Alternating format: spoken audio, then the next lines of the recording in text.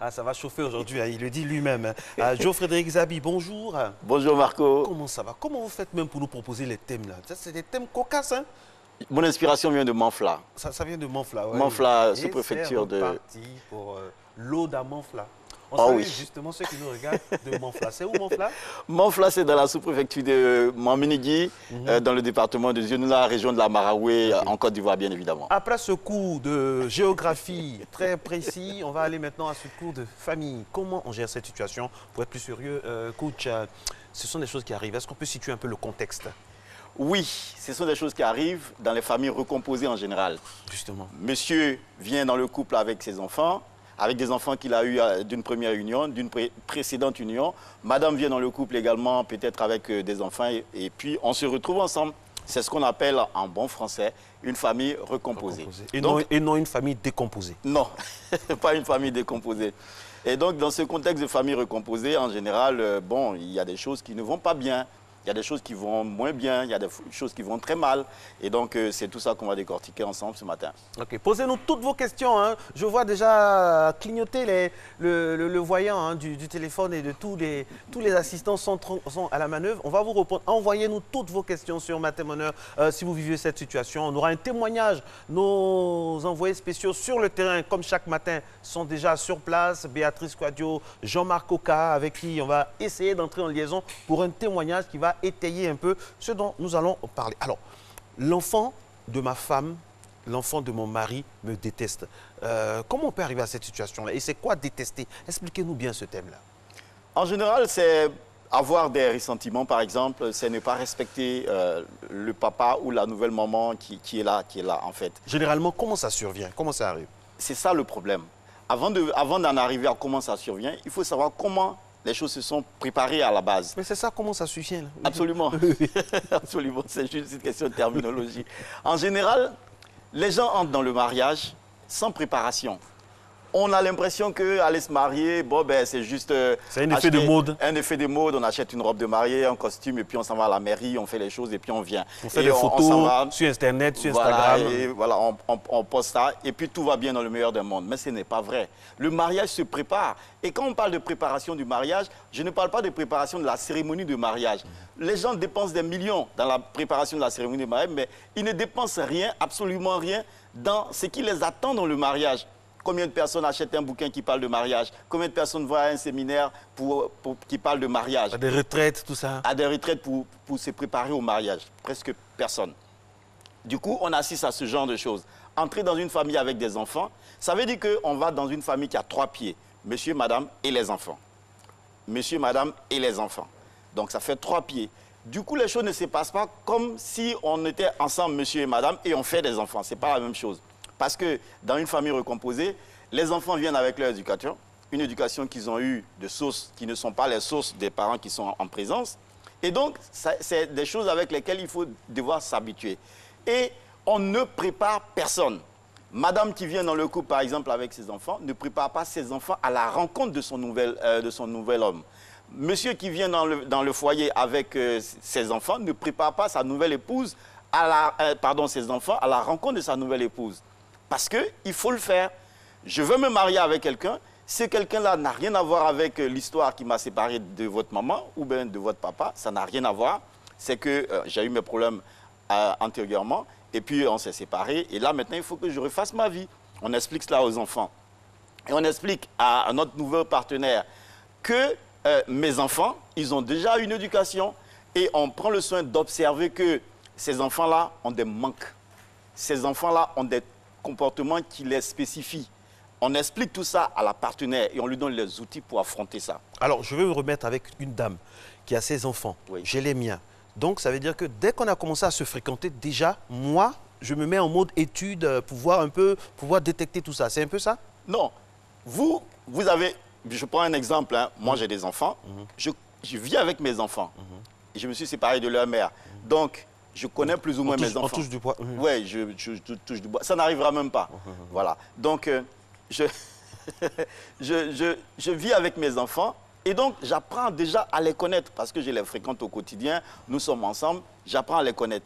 Donc, quand je fais la rencontre d'une nouvelle personne, à cette personne-là, Je dois présenter mes enfants. Quand je parle de présenter, ce n'est pas la présentation physique. À quel moment? Au début de la relation, puis on attend d'étudier la personne d'abord avant de présenter les enfants. Quand je rentre dans la relation, que j'ai des intentions de vie avec cette personne-là, je commence déjà à la préparer à rencontrer mes enfants. On entame le processus. Le processus. Quand je parle de rencontrer les enfants, je disais tout à l'heure, ce n'est pas la rencontre physique. C'est la rencontre des comportements de mes enfants. C'est la rencontre des affects de mes enfants. C'est la rencontre des émotions de mes enfants. Je dois lui présenter ces choses-là. Et pendant que je fais ce travail avec la nouvelle femme avec qui j'envisage de vivre. Ou le nouvel homme. Ou le nouvel homme avec qui j'envisage de vivre. Je fais la même chose, le même travail avec mes enfants. Simultanément. Je les prépare également. Donc, cette préparation qui n'est pas physique, elle se fait avant même qu'il y ait la rencontre physique. Donc, quand on fait la rencontre physique, il y a une deuxième étape par laquelle on doit passer, c'est le travail maintenant de séduction. Et dans ce travail de séduction, celui qui est le parent qui vivait avec les enfants a un grand rôle et un grand devoir. Ouais. Parce que quand il ne joue pas ce rôle, quand il n'accomplit pas ce devoir-là, il y a forcément des problèmes. Et son rôle, c'est quoi? C'est d'être en back-office. C'est-à-dire qu'il est tapis dans l'ombre et c'est lui qui dit aux enfants, bon, regarde, tiens 10 000, va acheter ça, il faut offrir à maman. Tiens, faut telle chose, tu sais, maman, elle n'aime pas ça. Elle aimerait bien, elle aime bien quand on lui donne le petit déjeuner au lit. Donc, va faire le petit déjeuner, va donner ça à maman. Quand l'enfant ne le fait pas, le père l'encourage, le père l'encourage. C'est comme ça que le travail de séduction se fait. Et quand la maman est là, on lui dit également, tu sais, mon enfant, celui avec qui je vis, il a des habitudes, il a ceci, il a cela. Discutons ensemble de comment est-ce qu'on peut redresser les choses. Et quand tu le fais, il faut lui expliquer. Parce que quand tu n'expliques pas les choses, les enfants, ils ont une façon très rapide d'interpréter. Ce qui guette les couples, les familles recomposées, c'est l'interprétation tous azimuts. On interprète tout de tout le monde. Si maman qui ne fait pas ça, c'est parce que je ne suis pas son fils biologique. Si elle ne fait pas ça avec moi, c'est parce que je ne suis pas sa fille biologique. Si papa, c'est ce genre d'interprétation. Ces enfants-là, s'ils étaient les miens, ils allaient me respecter plus que ce qu'ils font actuellement. Mais on ne comprend pas que tout ça, ça découle en fait de choses qui ont manqué d'être faites au préalable. C'est une stratégie à mettre en œuvre, quoi, et qui implique tout le monde. Tout le monde, toute la maison. Oui, toute la maison. Et même au-delà, même la famille. La grande famille. La grande famille. Tout le monde. Surtout en Afrique, ici, nous, on vit dans la grande famille. Donc, en général, il faut impliquer tout le monde dans ce travail de séduction permanente. Et ça passe, coach, par des étapes difficiles. Surtout au début, où l'enfant, vous vous heurtez à un enfant qui ne vous, comme on dit, qui ne vous calcule pas, qui peut vous lancer au visage des insanités comme ça. Il faut garder son sang-froid parce que c'est un travail de longue haleine. De longue haleine. Et comme je l'ai dit, il y a un travail de préparation à la base. Quand ça manque, c'est en ce moment-là, en général, qu'on assiste à ce genre de choses. Parce qu'il y a un danger qui guette également les familles recomposées. C'est la présomption du lien d'amour filial. La présomption du lien d'amour filial. C'est-à-dire, on suppose que, à tort, hein, on suppose que ma femme, elle est obligée d'aimer mes enfants. Parce que je l'ai choisie, donc elle doit aimer. C'est vrai, elle doit aimer. Mais on ne doit pas présumer que cet amour-là existe naturellement. On doit se mettre en tête que cet amour doit être créé et doit être entretenu. Ou du moins les conditions de cet amour-là doivent être... Ça doit être créé. Oui. C'est-à-dire que ce n'est pas parce que l'homme, par exemple, que vous avez choisi, c'est lui que vous avez choisi. Vous n'avez pas choisi ses enfants. Donc ces enfants, ils doivent être séduits. Parce que quand moi je vais vers une femme, j'ai mes critères pour aller vers elle et la choisir comme compagnon de vie.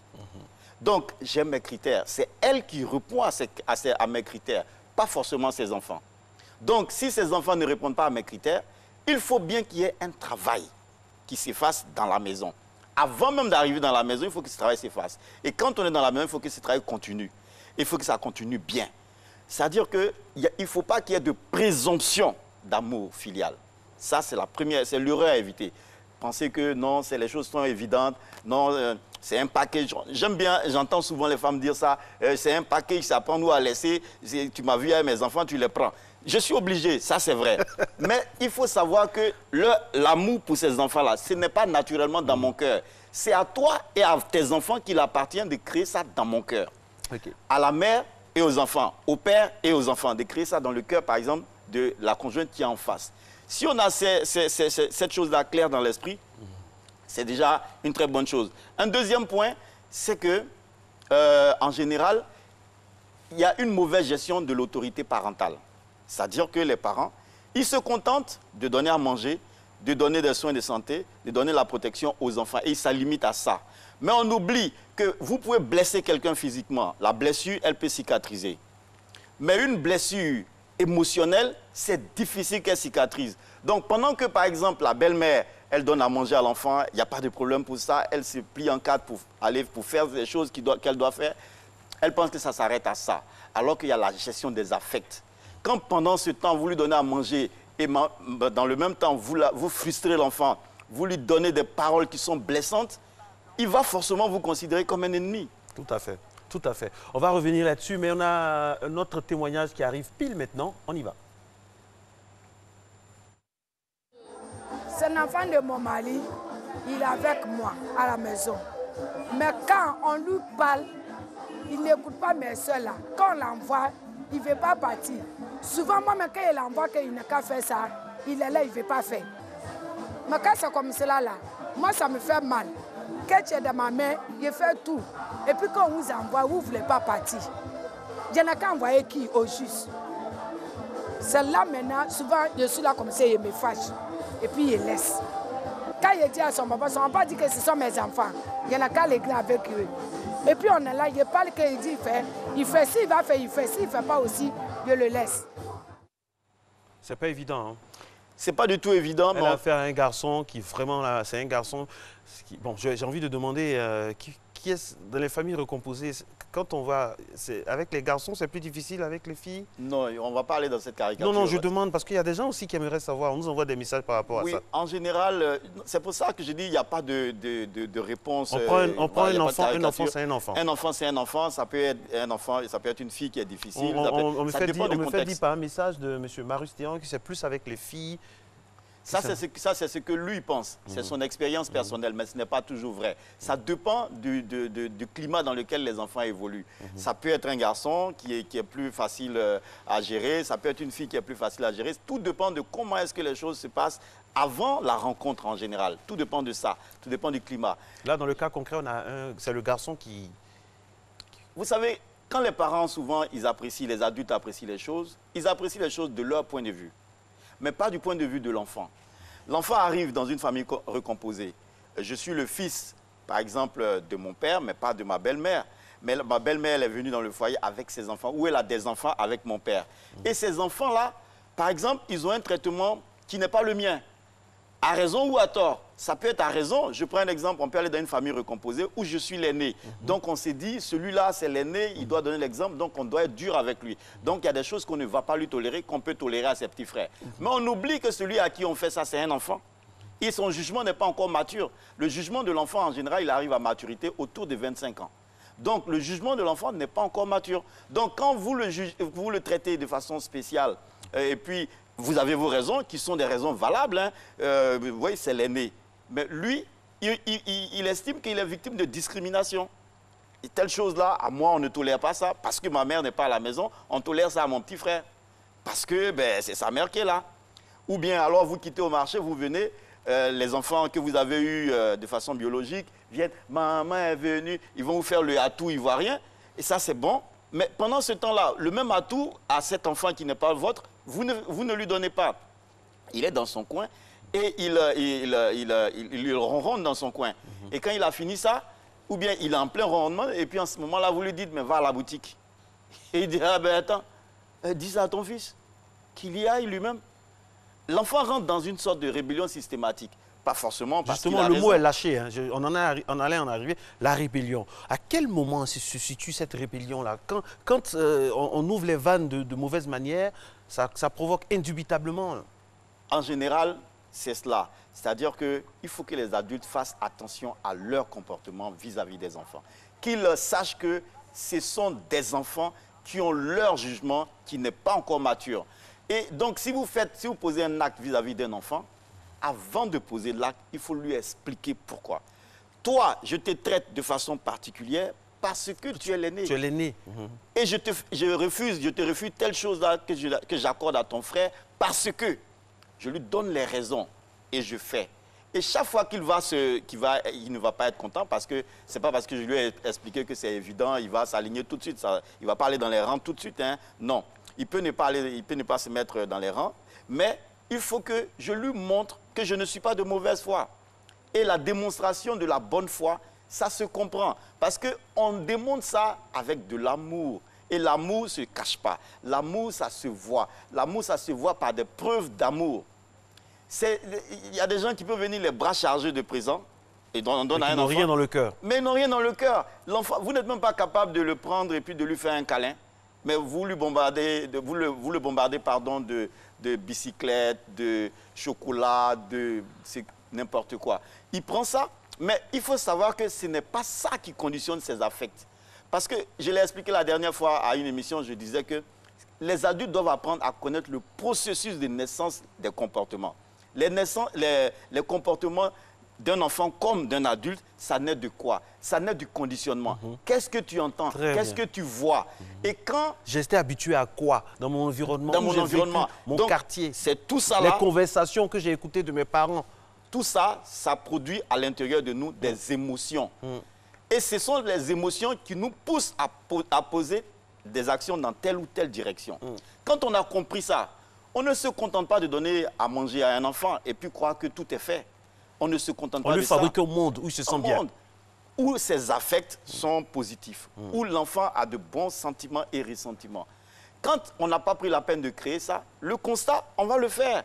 Mon enfant, il est rebelle. Est-ce que, coach, une question qui revient de M. Marius Théon, très actif. Alors, est-ce qu'à force de se donner de l'effort, de convaincre les enfants, est-ce que ça ne pâtit pas, ça ne joue pas sur l'amour même qu'on a pour leur maman ou leur papa? Une chose est claire, c'est que les relations entre papa et maman conditionnent en général la bonne ambiance dans la maison tout entière. Donc, il est évident qu'on ne va pas négliger ce qu'on a entretenu comme relation avec notre épouse ou notre époux au détriment de ce qu'on a à faire avec l'enfant. Tout ça, ce sont des choses qui doivent se faire de façon simultanée et concomitante.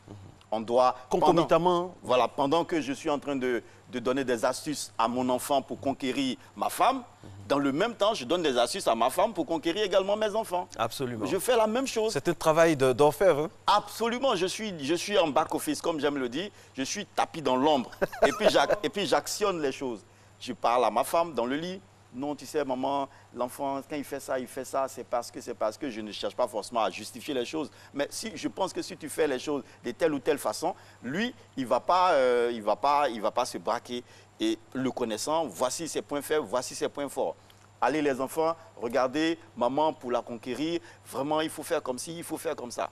Et moi, comme les enfants n'ont pas les moyens, c'est moi qui ai les moyens. Donc, je leur mets les moyens à disposition. Voici ce qu'il faut faire. Allez, va, prends ces parfums-là, ces parfums particuliers, maman aime bien ça. Vas-y, je vais lui faire croire que tu as économisé ton argent et puis tu le lui as offert. Et on fait ça. J'ai fait la même chose à l'enfant. Non, tu sais, ça, tiens, cette barre de chocolat, c'est maman qui a emmené ça du travail. Ou bien alors, maman, tiens, va donner ça à ton enfant. Avec ces choses-là, la conquête devient facile. Ok.